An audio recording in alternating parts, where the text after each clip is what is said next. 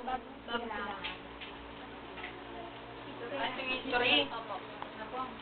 Hindi naman talaga totaling taga. Buong taga rito sa yung umpisahan yung history talaga ng silangan. Ay ito talaga, ito.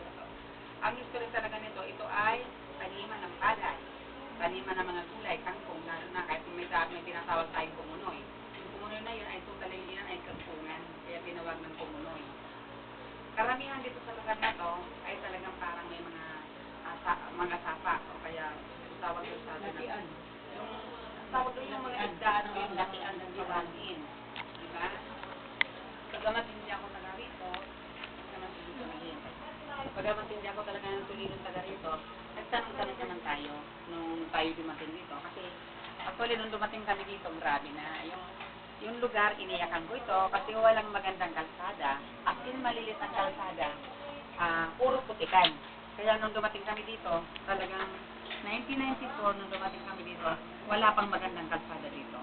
At itong lugar na to, itong ginalalagyan natin, ay tulda lang ang baba. Maliit na barangay hall, ang nandito sa lugar na to.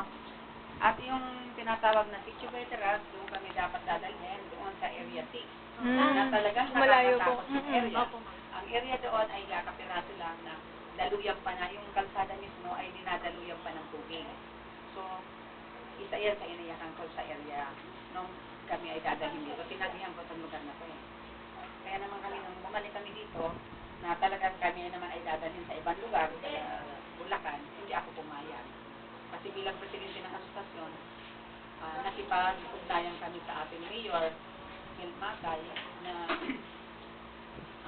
lahat ng aming samahan ay nakipag-ugnayan sa Vision Hall, sa City Hall, na nangatwiran kami, na kami ay anak ng Quezon City, huwag mo kaming alisin dito. Kaya naman kami ay napagbigyan.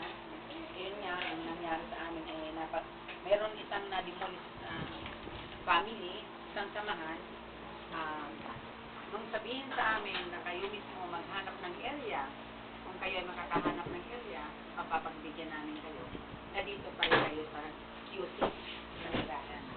Kaya yun, napagbigyan kami dahil sa isang asosasyon. Dito ka lang para pag may Ang barangay silangan ay totally talagang masasabi natin ay taniman itong lugar na to. Kung bakit pagkasapit bahay, parang gagamit pa sila, paano magkakausap sila, malalayo ang magkakapit bahay. Mga ilan-ilan lang Pero nung dumating kami dito, medyo marami pa. Talagang totally maraming bakante. Kahit sa ngayon, marami pa rin tayo. Ma'am, ano po yung mga program